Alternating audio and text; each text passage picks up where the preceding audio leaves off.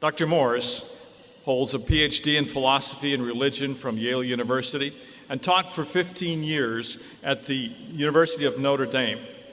He left there to found the Morris Institute for Human Values. A celebrated author, he's written more than 20 books, including If Aristotle Ran General Motors, something Aristotle might not want to be doing this week. Dr. Morris also wrote True Success, The Stoic Art of Living, and other books that are available over on the table. He is known for bringing the wisdom of the past into the challenges of today. He serves as an advisor, consultant, and philosopher to some of the nation's largest corporations. The President's Scholars, some of whom you met this morning, they were some of the students who led you to your tables, have just finished reading Dr. Morris's book, The Art of Achievement, in a leadership course I teach at Fresno Pacific University. The thesis of that book is the focus of Dr. Morris's presentation this morning. Please help me welcome Dr. Tom Morris.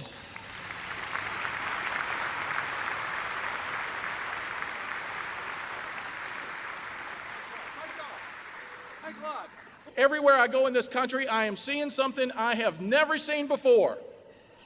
They didn't prepare me for this in all my years of graduate school at Yale and all my 15 years of teaching at Notre Dame. Nobody said, at the turn of the century, the change of the millennium, all across America, in every walk of life, people are going to start becoming philosophers. People are asking suddenly deep and challenging questions about things they've long taken for granted. What is true success?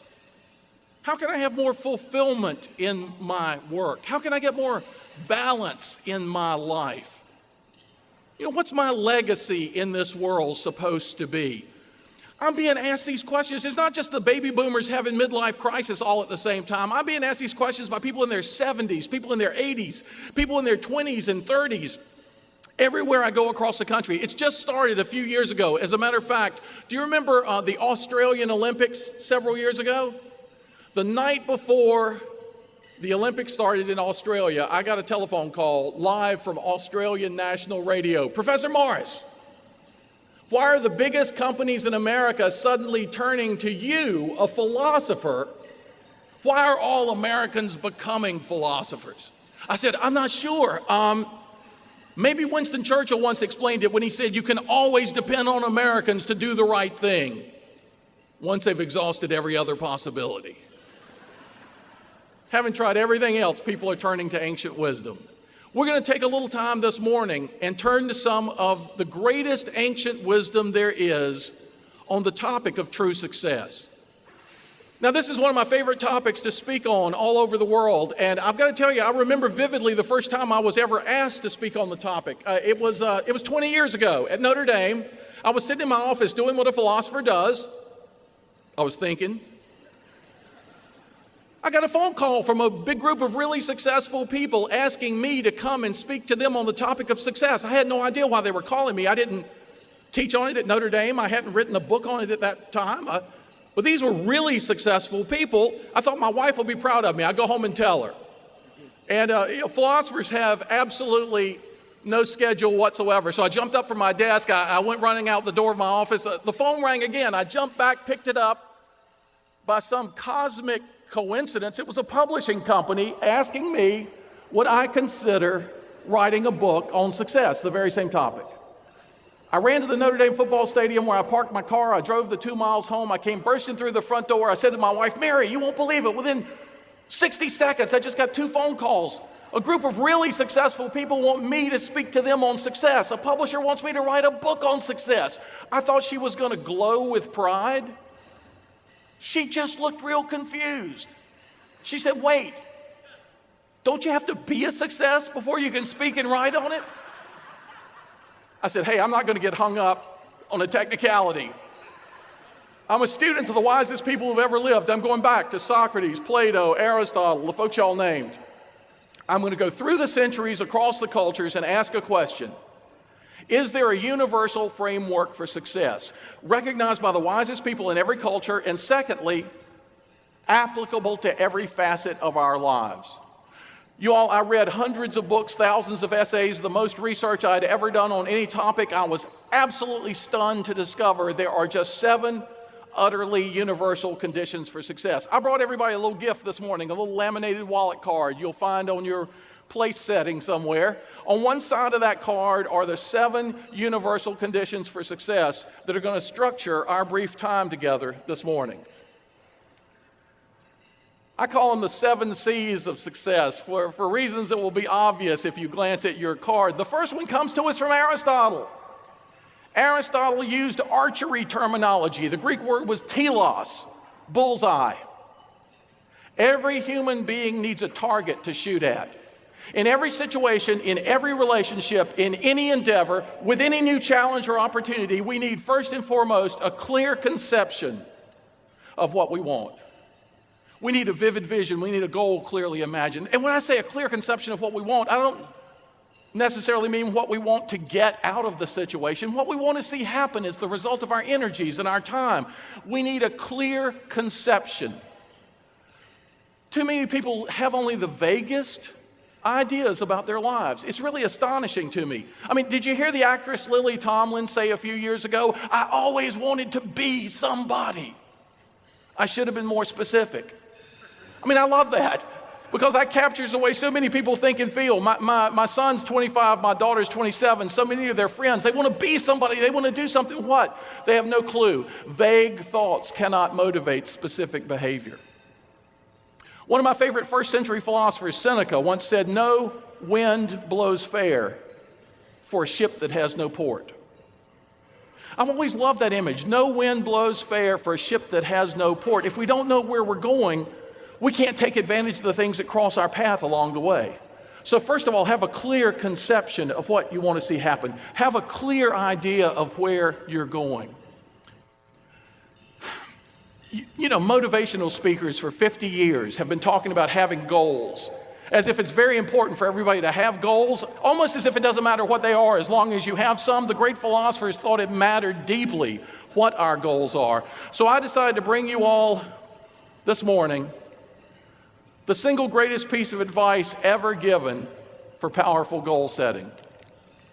Maybe about the most famous piece of advice any human being ever gave another human being. It's the shortest. It could be the most profound, and it might even be the toughest. You know, it was first said by Thales, then by Socrates, then by Plato, then by Aristotle. It was so important, it was inscribed in marble at the holiest spot in ancient Greece.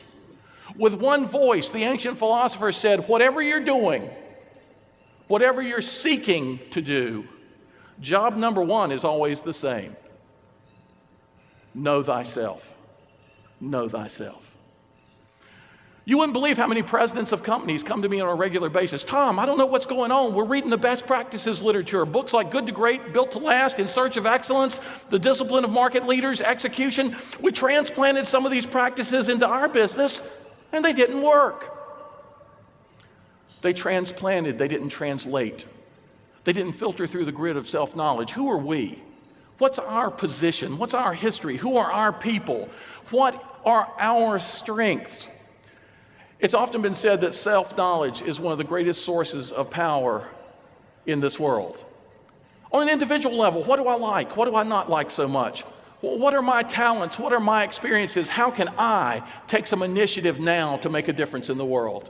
Self-knowledge is a great source. Every exercise in goal setting should be an exercise in self-knowledge. What is right for me?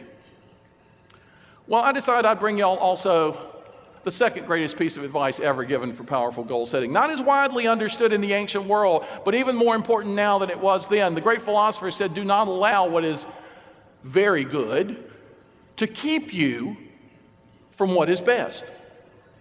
Now, this is so important, I decided to draw a little picture to illustrate it. Imagine you're out in the woods on a hike. Let's make it even more interesting. You're leading a group of other people. And let's say that from where you stay, let's say you set as a goal to get to the highest point in the area from which you'll be able to survey all the surrounding terrain. And imagine that from where you are, the highest point you can see is Hill A. Whether it's fog, whether it's perspective, whatever it is, you want to get to the highest point in the area. It looks like it's Hill A, so you climb Hill A. You slip and you fall and you struggle and you pick each other up, and finally you get to the summit. from which vantage point you can now see the much higher Hill B. Now let me ask y'all a question. If your goal is to get to the highest point in the area and you now stand perched atop Hill A, what's the very first thing you're going to have to do to attain your true goal? Anybody? Go downhill. Go downhill. And what's everybody going to say when you as leaders suggest this? Don't we all know? What do you mean we have to go downhill? It took us a long time to get up here. Hill A is very good. We can see a lot from Hill A. There are so many businesses, there are so many offices, so many individuals, so many families stuck on top of Hill A because nobody wants to go downhill. What does that metaphorically represent? Changing what you've most recently been doing. The great philosophers said, hey, you get to Hill A, throw a party, have a celebration. Set up camp if you like, but let it be your base camp for your next ascent up the next highest hill. Life is supposed to be a series of adventures. Be bold, be daring, do not become stagnant, do not allow what is very good to keep you from what is best. Now, at this point, you might be saying to yourself, wait a minute, a philosopher is talking to us about success. Obviously, success is something in the outer world. So far, we're just talking about inner things. A clear conception of what we want, a vivid vision. We're talking about self-knowledge. We're talking about this inner boldness to be adventurous. What's the relationship in this world between the inner and the outer? I was with a bunch of insurance executives not long ago in Florida. My plane was delayed. I was late getting to the Miami airport. A car service picked me up and took me to the hotel where I was going to be speaking in 15 minutes. I mean, it had never been cut this close before. So I'm running into the hotel. 4 guys are coming off the golf course, and one of them recognizes me from a poster. And he says, Professor, you got to come over here. I got to tell you what just happened. And I ran across the lobby and I said, what do you mean? What just happened? And he said, I know you're on in just a second. I'll be really quick. He said, I got to tell you what just happened. He said, the 4 of us, he points to his 3 friends, we have a pact amongst ourselves. Everywhere we go in this country for a meeting, we play a few holes of golf before we go into the meeting room. We've done this for like 10 years. This morning, you start early, so we had to go on the course really early. It was a Turnberry Club in Aventura, Florida. He said, I got to tell you what this guy just did. He pointed to one of his friends. He said he was the first one up this morning. Before he'll swing a golf club, he stretches every muscle in his body. I don't know if it's yoga. I don't know what he's doing. We said, come on, take your shot. We got to go. He stepped up to the ball. He took his swing, and for the first time in 10 years, this character totally missed the ball. The 3 of us just stared at him, and he looked back at us and he said, whoa, tough course. Ain't that the human condition? I said, you nailed it. I said, thank you so much for telling me that. You're absolutely right. We live in a world in which everybody's yelling tough course. What's the economy going to do next? What about world terrorism? What about the election? What about this? What about that? Everybody's yelling tough course, except the great philosophers who were people who said to a person, it's not the course that really matters. It's what we bring to the course each and every day that ultimately prevails. Bring, first of all, a clear conception of what you want to see happen, a vivid vision, a goal clearly imagined. And number 2, in the ancient world, Cicero once said, in this life, attitude is almost everything. We need an attitude of confidence. We need a strong confidence that we can attain our goal. Now, let me take you back. Let's don't go back to ancient Rome. Let me take you back 100 years to my favorite American philosopher of the time, William James. William James, Harvard University, psychology and philosophy professor. William James noticed something that you and I have noticed. Look at all the things we call sports. Rowing, running, canoeing, mountain climbing, basketball, baseball. The activities are so different, and yet we have one word, sports. He said these different activities all have champions. All sports have champions. I wonder if despite the differences in the things they do, all champions have any set of characteristics in common. Is there an essence of championship level endeavor? James studied every champion athlete of his day, and he said, I think there's one thing. I think there's one thing that every champion shares in common with every other champion. I don't even think we have a word for it in the English language. So he coined a term from Latin the term precursive faith. Cursive, to run, pre, ahead of. Faith that runs ahead of the evidence. Now, here's the insight. Every champion is regularly challenged to do something they've never done before. Wrestle a new opponent, climb a new mountain, break a new world's record. If they just look in their past history of accomplishments and ask themselves the question, do I have evidence sufficient to prove I can do this? The answer will always be no. The evidence of the past is always insufficient to prove the success of the future. He said the champions are precisely the people who don't let that hold them back. They run ahead of the evidence, believing in themselves up front, with confidence, with faith. He told a story about a mountain climber, very accomplished climber, who was making a difficult ascent, and he slipped and fell to a ledge. A blizzard was coming on. He dived exposure unless he made a jump that was the longest jump he had ever even contemplated. James said if the man stood there and said to himself, I can't do this. I'll get killed if I even try this jump. I mean, the blizzard's coming. I'll die regardless. There's no way out. This is hopeless. If he engaged in what psychologists now call negative self-talk, he'd be lowering the objective probability of his own success. If he engaged in precursive faith, he'd be raising the objective probability of success. I can make this jump. I can do this jump. This is why I've done all my leg work. This is what I prepared for my whole career. I can do this jump. James said in a famous essay, I'm not saying you can talk yourself into jumping over this building. Obviously, we all have our limits. The exciting truth in life is, he said, we don't come near our limits. He told a story that the mountain climber used precursive faith, made the jump, and lived to talk about it. Now, I remember thinking, have I ever been stuck on the side of a mountain, even metaphorically? Have I ever had to do this? 3 days later, I get a phone call, DDB Needham Advertising, Chicago, Illinois. Professor, we're doing a nationwide search for a philosopher to be the national spokesman for Winnie the Pooh on Disney home videos. I said, really? She said, we've searched the country coast to coast for a philosophy professor with personality, and we can't find one. I thanked her for calling with all the personality I could muster on the phone. I said, why are you calling me? She said, we hear you used to play guitar in rock bands, and you've done all kinds of crazy things, and maybe you're the guy. I said, I love Winnie the Pooh. She said, well, can we come to campus tomorrow morning, Saturday, and get you on video to see if you might be right for network television? I just did a show on ethics for the Learning Channel. Do you have the video? No, it's in Washington. She flies a guy from O'Hare to D.C. that morning to pick up a videotape. He flies back to Chicago that afternoon, gives it to a guy writing TV commercials for Disney. He watches the video, flies to L.A. the next day. He called me and he said, Tom, I showed your video to 5 Disney executives. They came out of the screening room and they said, we like this guy, but is there a problem with his southern accent? The writer of the commercials, who was born in Asheville, North Carolina, said, what accent? So they hired me. They called me Monday and said, you're the man. We're going to fly you to L.A. We're going to make some TV commercials. But I said, really? Yeah, we're going to fly you first class. We're going to put you in a room in Beverly Hills Hotel. We're going to do this, that. I said, look, my family's never been to California. I mean, my family would love this. Can you fly my whole family? No, when I taught at a Catholic university, she said, how many family members are we talking about here?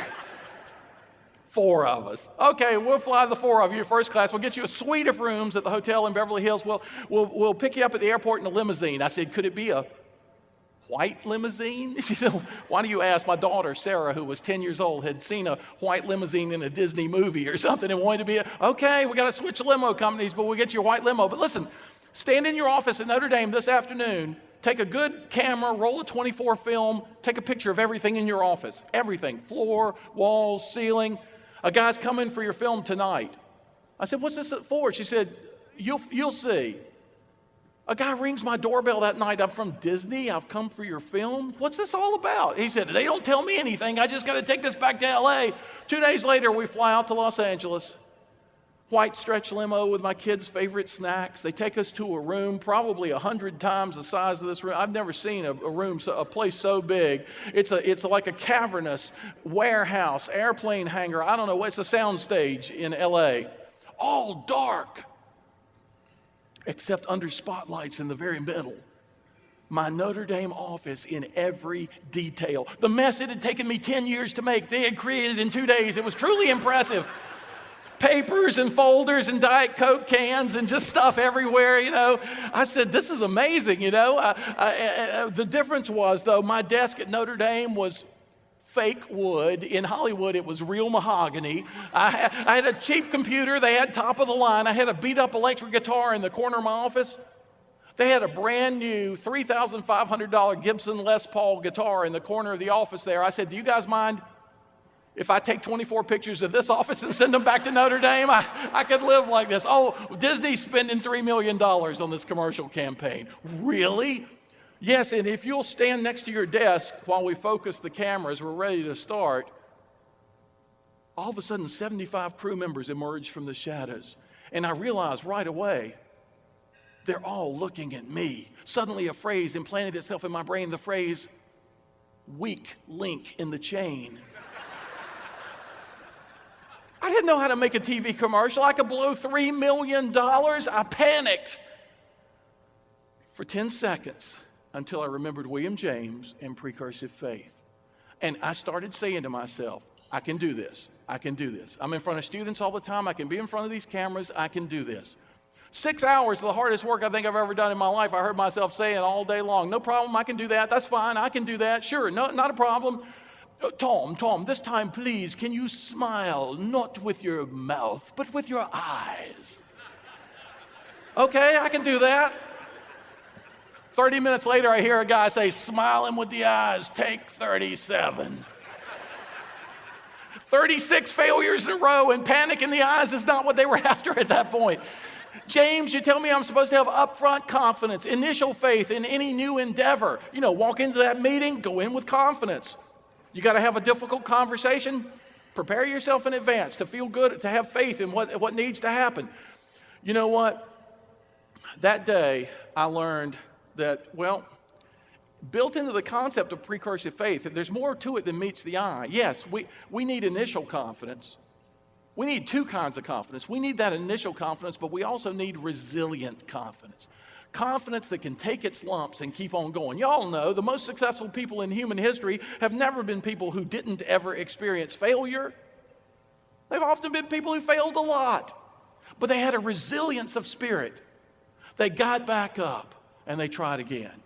Now, I learned this that day because of my son. He was 8 years old at the time, big baseball fan. I'm glad he was with me because him just being there, it reminded me of another 8-year-old kid, baseball in his hand, bat across his shoulder. He's out in front of his house on the street corner. I'm the greatest baseball player in the world. I am the world's greatest baseball player. He's chanting over and over again. There are other kids around. He's not talking to them. He's just saying this. He looks a little self-conscious, walks down the driveway into his backyard where he thinks nobody can see him or hear him, and he says it again. I am the world's greatest baseball player. Throws the ball up, takes a swing like the golfer, totally misses the ball, reaches down, picks it up again. I am the greatest baseball player. Throws it up, takes a second swing, missed it again. Reaches down and picks it up out of the grass. The greatest, the greatest, the greatest, the greatest. I am the greatest baseball player. Throws it up and takes his third and biggest swing yet.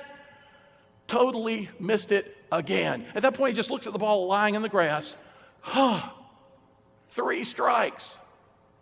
Wow, what a pitcher. Now that's resilient confidence. I love that. That came into my head that day at Disney. I somehow said, wow, what an actor. I smile with my eyes. I still don't know how to do it, but I somehow did it. The Disney people started laughing. You look just like Jiminy Cricket, whatever that means. It was a wrap. It was 2 TV commercials for Winnie the Pooh. My kids were proud of me. They said, Dad, you're a philosopher. I'd done something they could relate to. My wife said she was so proud of me. She got her favorite new vocabulary word that day. As we were leaving the studio, a guy said to me, oh, Professor, you'll start getting residuals very soon. I didn't know what that even was. I thought I was doing this for free just because I love Winnie the Pooh, just for the experience. I said, what do you mean? He said, every time one of your commercials shows on network television, you get $500. That's like my monthly salary as a philosophy professor. You're kidding, right? No, sir, $500. Wow, we get back to South Bend, they're showing it on the Today Show, the Tonight Show, Bold and Beautiful, Wimbledon. They're showing it 5-6 times a day. In the first 6 weeks, they showed my commercial 159 times on network television. My wife would walk through the room, see my face on TV, and say, cha-ching, let's go to the mall. Thanks to William James and thanks to that kid. You know what the kid was doing? He was living the advice of Marcus Aurelius, Emperor of Rome. Marcus Aurelius, every night on the battlefield, he had to fight so many battles. He was a peace-loving guy, but he had to fight battle after battle. Every night he asked himself the same question: what have I learned today? Marcus Aurelius believed that if you and I live life with eyes wide open, we're going to learn something every single day. He also believed that if we don't review it and if we don't write it down, we're going to forget it. So he wrote he asked the question every night before he went to sleep, and he wrote down the answer. Now, this is a busy guy. He's emperor of Rome. He doesn't have a lot of time on his hands. He's not writing a treatise every night. He's writing a sentence or 2 sentences or a paragraph. After his death, these little notes on life. You know, we took notes in school. Why not take notes in life? These notes were collected as one of the best-selling books in all of human history ever since then, The Meditations of Marcus Aurelius. Incredible stuff, incredible stuff. One night, he asked, what have I learned today? He wrote a sentence that's just changed the way I approach everything. The sentence is as simple as it is powerful. He wrote the sentence, your life is what your thoughts make it. Your life is what your thoughts make it. So why not make it great? The power of the mind is incredible. That's what the kid was living. That's what I have learned to live over these years. Give yourself the benefit of a little inner cheerleading as you go through life, as you step up, as you try to make your difference in the world. It's incredible what can happen. Well, you know, let me tell you, the confident people who actually accomplish things, the people who set goals and who have confidence and who really make it work in the world are the people who understand condition number 3. We need to focus concentration on what it takes to reach the goal. You can be a big dreamer, you can have supreme confidence, but unless you focus your concentration on what it takes to reach the goal, you're not going to be able to make it happen. Some of you may have heard our old coach, Lou Holtz, on some occasions speak. He and I have done a lot of talks together for NBC Sports, and I've heard him tell the same story so many times of when he was an assistant coach, he got fired. He had no job, no savings, no investments. He had a family to support. He could have been depressed. Instead of that, he took out some paper, put it on a table, and wrote down goals for my life. One day I want to be head coach at Notre Dame. I want to win a national championship. I want to be invited to the White House. I want to be on the Tonight Show with Johnny Carson. I want to get a hole-in-one in golf. Every big thing he could think of. That day, he set 107 lifetime goals, gigantic things. And you know how we are. He took the list to his wife so she could get a sneak preview of their glorious future together. You know, so she reads all 107 items and says the one thing he would least have expected her to say, Lou, you left out something. Why don't you add, get a job? Don't be afraid to start small. An ancient Chinese proverb says, great oaks grow from tiny acorns. Lou had to learn the wisdom of the Chinese and the wisdom of Zeno, the ancient Greek philosopher who said, well, you know Zeno's paradoxes of motion, very important to mathematicians, very important to philosophers. One lesson we can extract from Zeno's paradoxes, though, interestingly enough, is this: from every start point to every goal, there's a universally best strategy, and that is this: divide, then conquer.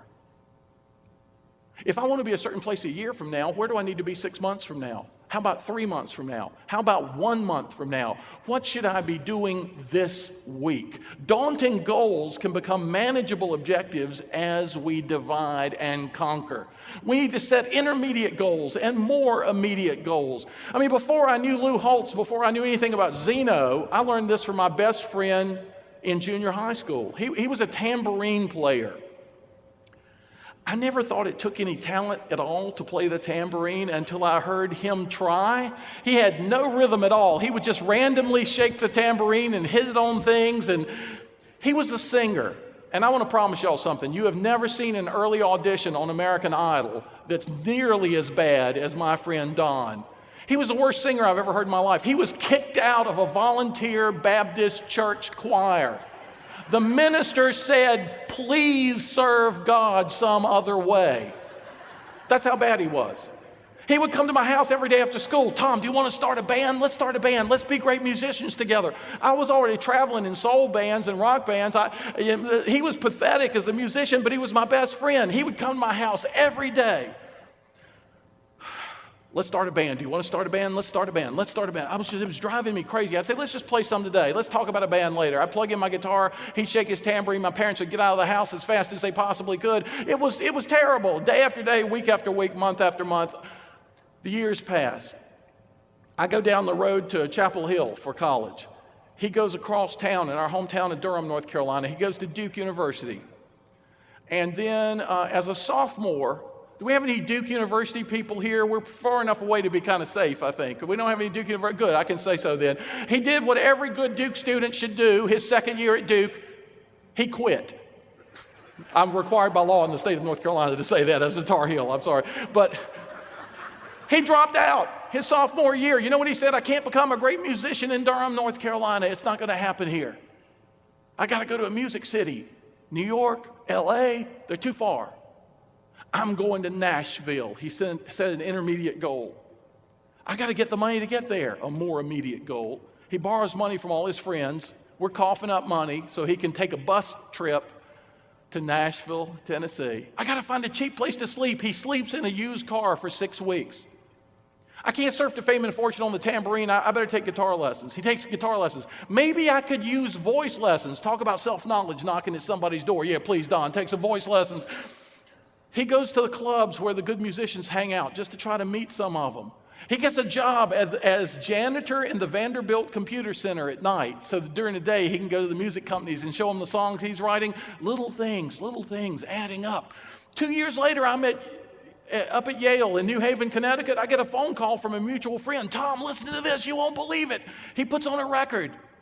It's a great song, a great singer. He said, "This is our friend Don. He wrote it, he recorded it. It's Capitol Records. That's him singing. It's number 96 on the country charts." I said, "This is just mind-blowing. I mean, I couldn't imagine this." I said, "Well," he focused his concentration on everything it took to realize his dream. "When I come home for Christmas next month, I got to go congratulate him." All the old friends would come home for Christmas. "Where's Don? Where's Don?" Nobody knew. Finally, somebody said, "Oh, didn't you hear? He had to stay in Nashville. Everybody's recording his songs." I said, "What do you mean everybody? Who?" "Kenny Rogers is recording one." Now, some of you are old enough to remember in the late 70s, before he started doing other things like roasting chicken, and the last 5 years it's just been plastic surgery full time, I think. But before that, he's the number one singer in the world for a while. I said, "What did Don write that Kenny Rogers is recording?" And my friend said, "Well, I think the name of the song is The Gambler." Anybody remember that? You got to know when to hold them, know when to fold them. My buddy Don Schlitz. I met a famous guitar player at Opryland Hotel 5 years ago. He said, "Your buddy Don Schlitz is the greatest songwriter in the history of country music." I said, "He's the greatest?" It's still hard for me to process this, I said, "By what standard?" And the guy said, "Top 5 hit songs." How many? 56. Are you kidding? Randy Travis, Tanya Tucker, The Judds, Alabama, Mary Chapin Carpenter. He kept naming the country stars whose hit songs were written by my friend Don. I said, "Really?" He said, "Your buddy Don Schlitz has made so many tens of millions of dollars, he lost count a long time ago." I said, "If that's true, the next time I see him as a philosopher, I've got a question for him. Does he want to start a band?"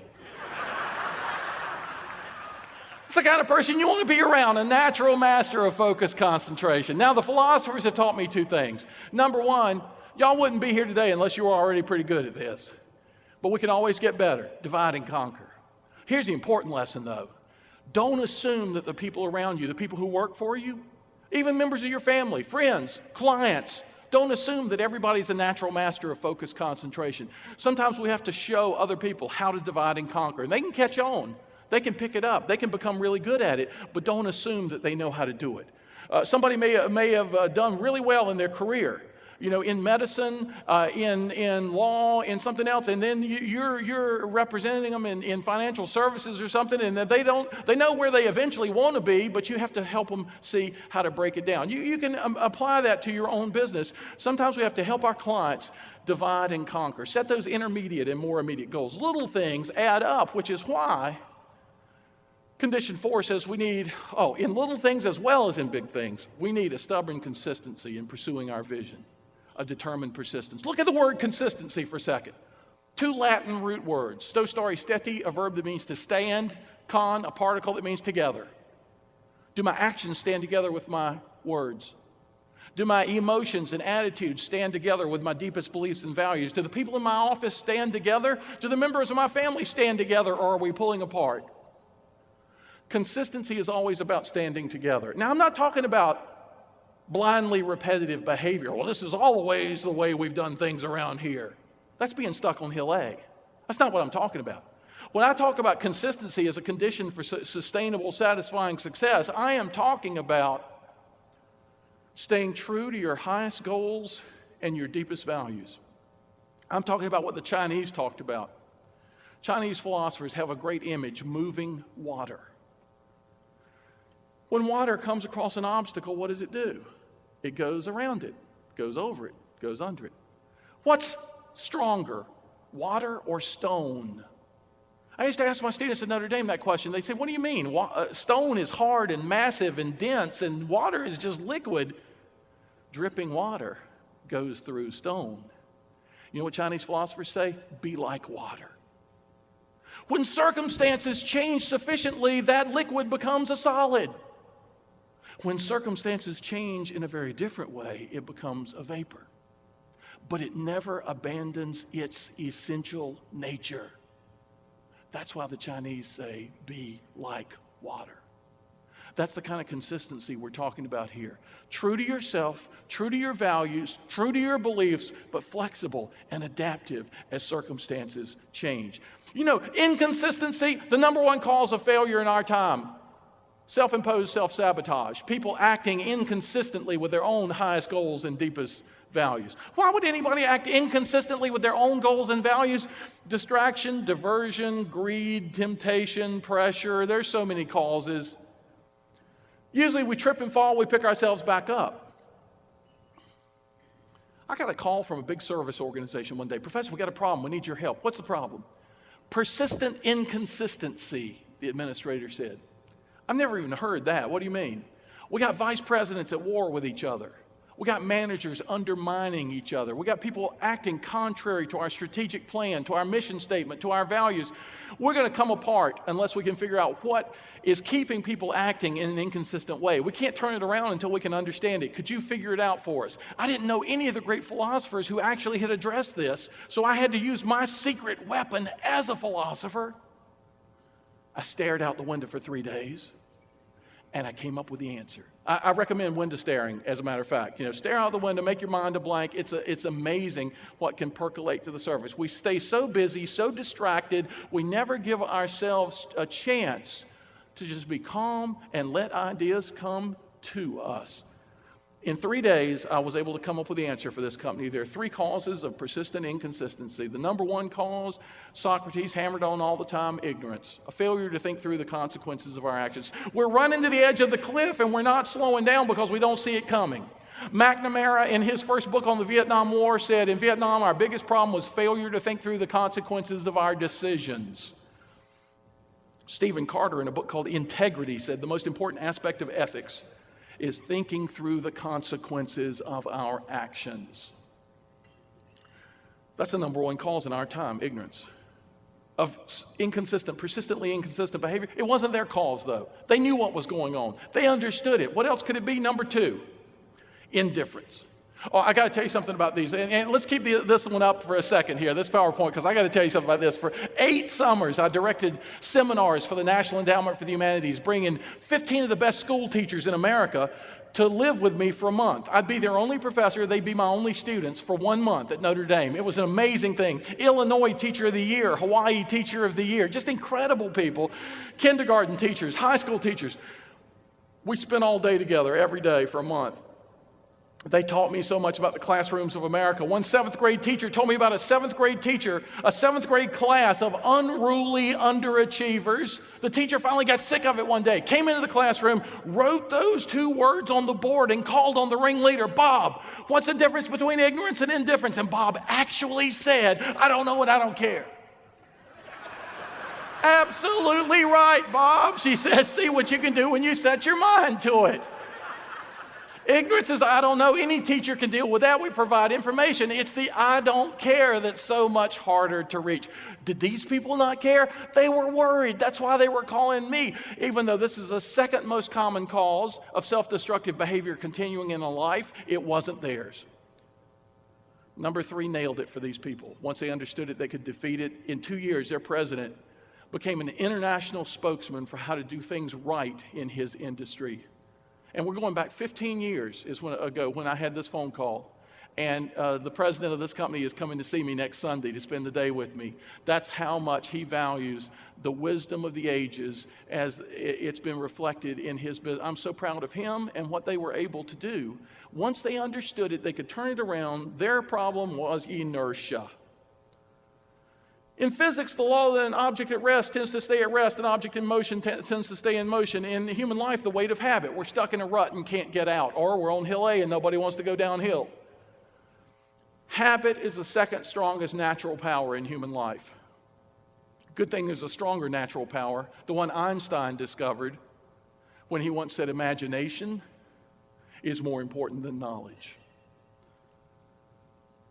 Once you get people's imaginations in gear, here's where we're going. Here's where we need to be. If you get their imaginations in gear, here's how medieval philosophers explained how it worked. They said the imagination engages the emotions, and in this life, it's the emotions that move the will. Y'all know that, don't you? Working with clients, working with associates. If you get people's emotions involved, if you appeal to their imagination, which grabs their emotions, then people can do anything. It's really, really astonishing. The power of the imagination, the power of the emotions, the power to break down the ruts of habit and do something new. That's why our 5th condition for success says, yes, emotion is very important. We need an emotional commitment to the importance of what we're doing. We need passion. We need enthusiasm. I love it that Howard Schultz, the founder of Starbucks, in his book he wrote a few years ago on the founding and developing of Starbucks coffee, his title, I love his title, Pour Your Heart Into It. Pour your heart into it.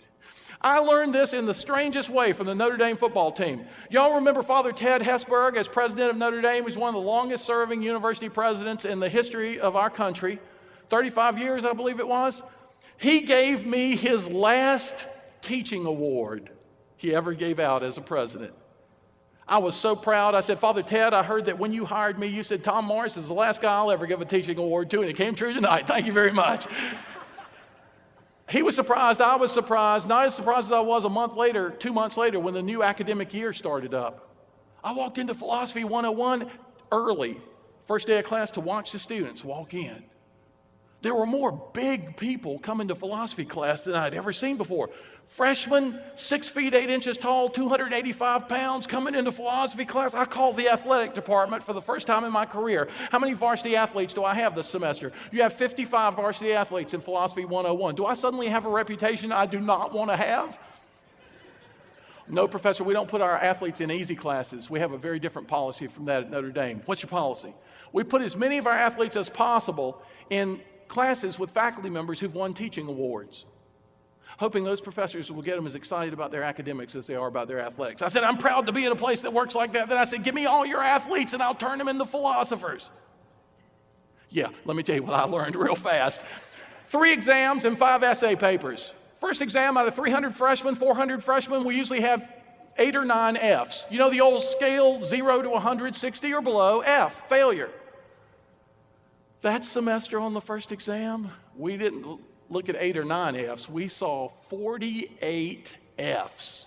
Of the 31 freshman football players at Notre Dame that year, I had 29 in class. Of the 29, 26 failed my first exam with scores I had never personally witnessed in all my years of teaching. They were making total exam scores of 7, 9, 13, 21. I said, these are jersey numbers, not exam scores.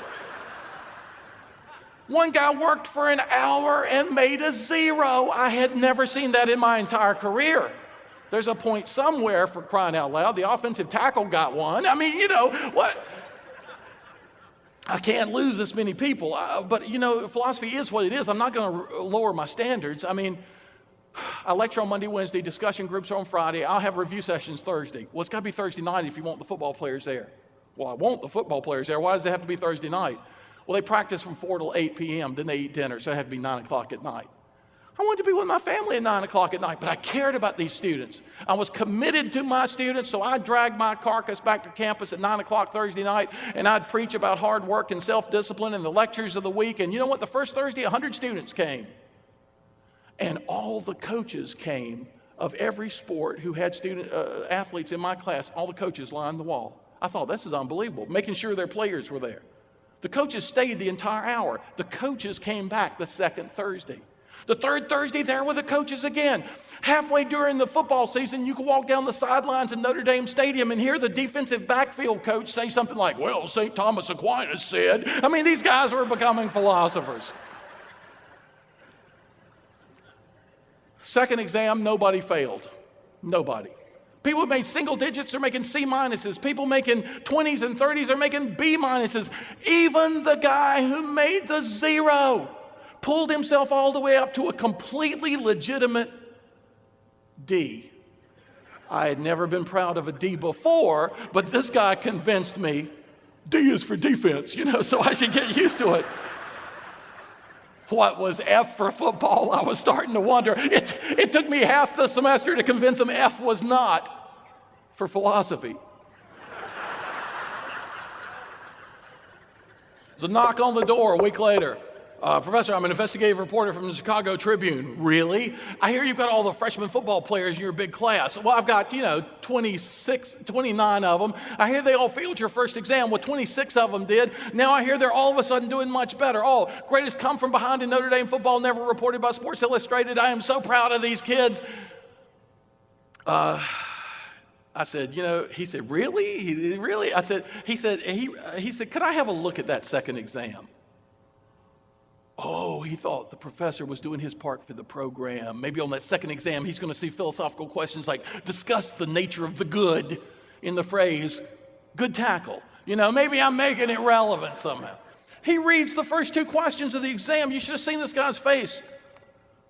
Present 2 versions of Anselm's ontological argument for the existence of God. Give 3 of David Hume's critiques of the teleological argument. Football players can read these questions, he said. I said, man, they can nail the answers. These are the future philosophers of the NFL. If on Super Bowl Sunday, any day in the future, you see anybody in the huddle in the thinker pose, they've been in my class. How do you teach football players stuff like this? I said, hey, man, I asked the offensive center, how'd you guys turn it around? He said, it was you, Professor. I didn't make things easy. No, you came in Thursday night when you didn't have to. You showed us you cared about us. You showed us you were committed to us, and that was contagious, Professor. We started caring about you, and we got committed to what you were trying to do for us. That's all it took. You know what? That's all it almost ever takes. People are attracted to people who care. If you show up on your version of Thursday night when you don't have to, you show your commitment, you show your passion, man, people want to plug into that energy like moths to a flame, like iron filings to a magnet. People are attracted to people who care. As a matter of fact, it was Thursday night discussion group that I first presented the 7 C's of success that we're talking about this morning. That was the year I was discovering these things. I thought the football players needed a little more success in the classroom. I'm going to teach them the 7 C's. It was the end of the fall semester. I introduced them to the 7 C's of success, hoping they'd use them in the classroom. I had no idea they were going to use them on the football field, where the very next season, they were the sophomore core of the team that won the national championship of 1988. I mean, I was so proud of these kids. Chris Zorich, who went to the Chicago Bears and then to law school. Ricky Waters, who once set a record for Super Bowl touchdowns. All these great athletes who became philosophers, they said, because I cared so much for them. And that's something, my concern for them, my commitment to them. And now when I saw a couple years ago, my student Rodney Culver put on his Super Bowl ring, I think to myself, these guys are successes in so many of them in their personal lives, in their communities, as well as on the field. This is the universality of what we're talking about. Some people say to me, yeah, but I'm not working with Super Bowl champions of the future. It's emotional fireworks don't go off in my office. It's the same, phone calls and paperwork. Let me share with you a principle, a cosmic principle I call the dual significance principle. Every job productive of any good can be given a trivial description or a noble description. Ultimate motivation requires that we carry in our own minds the noblest possible conception of what we do. Y'all, the noblest guy I knew at Notre Dame was a janitor. In the faculty office building for the humanities, in 300 PhDs, he was the one guy who didn't finish high school. And Brother Jeff, I write about him in a book called If Aristotle Ran General Motors. Brother Jeff was the epitome of nobility and spirituality in the workplace. When any of these 300 PhDs had a career disappointment, marital troubles, problems with the kids, they'd go looking for Brother Jeff to have a conversation. They'd seek him out. But he was a custodian. He swept the floors. He emptied trash cans. He cleaned the toilets and the windows, for crying out loud. In his mind, he was a custodian of souls. You know what he thought his job was? To create conditions for greatness. A 2-minute conversation with this man could change your day. And I remember thinking to myself one day, we could all do that for other people. Bring that noble conception and never let the people who work with you forget the impact you're having on families, on individuals, on the community. Never let people forget the big picture. That nobility will carry you through and will take you. Number 6 is a lot easier. When you are working with a sense of nobility, number 6, we need a good character to guide us and keep us on proper course. When I talked about this one back 10 years ago, people used to say to me, can a bad character have flamboyant success? I'd say, yeah, for a while. If you measure it only in a couple of ways, in a limited domain, at the expense of what really counts in life. Unethical success is always self-destructive. Always self-destructive. Emerson, 150 years ago, our last public philosopher, and Ralph Waldo Emerson, wrote an essay on Napoleon. Go into any big bookstore, pick up the portable Emerson, his essays, turn to the one about Napoleon. Unbelievable. Napoleon was one of the great intellects of our time. Napoleon could set goals like nobody else. He could eliminate any obstacle that stood between himself and his goals. He could motivate people on a massive scale. Too bad he's a liar, a cheat, and totally untrustworthy, on account of which all his efforts dissipated like the smoke from his artillery, leaving France worse off than it was when he started. Like every other experiment in unethical success in all of human history, it bore within itself the seeds of its own destruction. Don't you wish people had gotten the lesson, the message 150 years ago? Our headlines would have been real different over the last 10, 20 years, wouldn't they? I mean, it's unbelievable. Aristotle said, what keeps the world going? You know what his answer was? Salesmanship. Really? Rhetoric. The Greek word for persuasiveness, the ability to convince another person to enter a joint project that is of mutual benefit, without which life would be a war of every person against every other person, as Thomas Hobbes were later to speculate. Aristotle said, I got to figure out what it takes for world-class salesmanship. He said 3 things: logos, pathos, ethos. I decided to bring you the Greek words transliterated into English letters because they're so interesting. Logos, from which we get logic. You better understand what you're talking about. You better know your stuff. You better be a master of information. You better have thought through the logical implications of what you're trying to convince another person to do. Then you become credible, authoritative, persuasive. But people aren't logic machines. You need to be a master of pathos, passion. My dad would say to me, hey, Tom, if I don't know my clients well, he had a real estate business. If I don't know my clients on an emotional level, their loves and fears, their hopes and dreams, what keeps them awake at night, if I don't know them like that, I can't really do great things with them. But if I get to know their emotional life, we can always do great things together. When my dad made a recommendation to people, you know what they said to themselves? First of all, this is coming from a guy who knows what he's talking about. He was a master of logos. But secondly, this is coming from a guy who understands me. It made him very, very persuasive. But my dad and Aristotle taught me ethos is the foundation from which we get ethics. In Greek, it was the word for character. People are persuaded by people they trust, Aristotle said. Character is the foundation. My father passed away way too young, at the age of 69. Days after his death, I was running errands in his Chateau Realty vehicle. People stopped me all over Durham, North Carolina. Your daddy was a man of character. Your father was somebody I could always trust. I want you to know that. Your dad was the last gentleman in the neighborhood. Your daddy was a good man. I thought, is this the way people are going to talk about me when I'm gone? If not, I'm not doing the most I can for him while I'm here.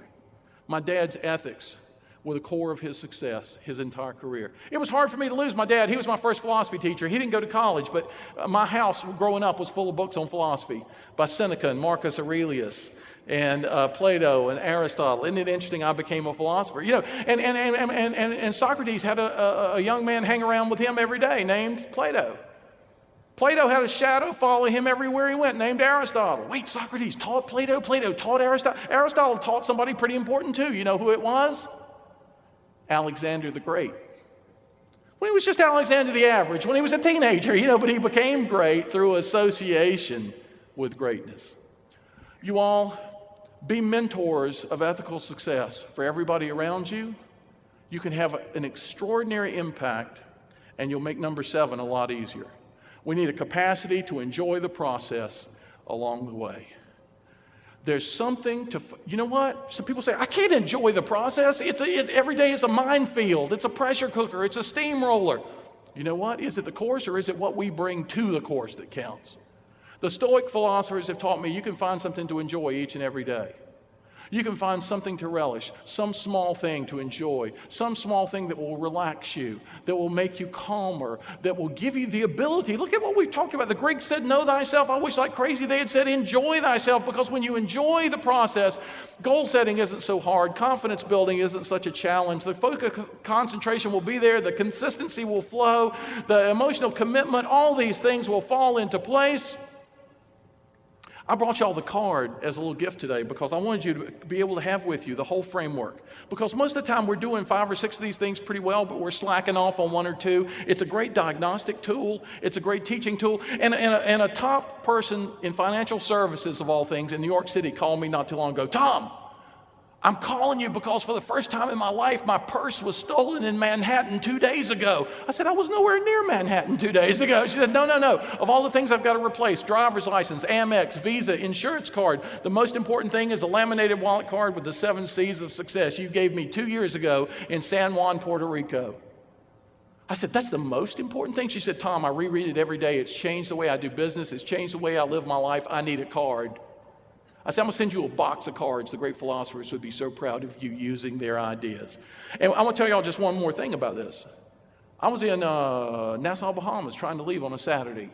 Have you ever tried to leave Nassau, Bahamas on a Saturday? Have you ever been there? It's like half the world's population is in the security line. I don't get, the airport is not big enough for the number of people. There's a security line of 1,000 people. My plane boards in 8 minutes. I look at my boarding pass, 8.5 minutes. There are 1,000 people. I tell the security, what should I do? She said, well, we would take you to the front of the line if we had somebody extra, but we don't, we're shorthanded today. We can't do anything. I said, well, can I do something? You can ask everyone in front of you if you can get in front of them. Logic 101, thank you very much. Otherwise, I'm not going to get home. Last flight out. Okay, excuse me, everybody. Can I have your attention? I do my little public service announcement.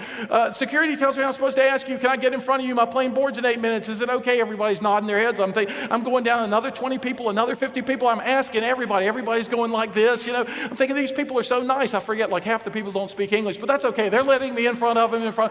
I get to the front of the line. I've got 3 minutes to go. There's my plane. I'm going to make it.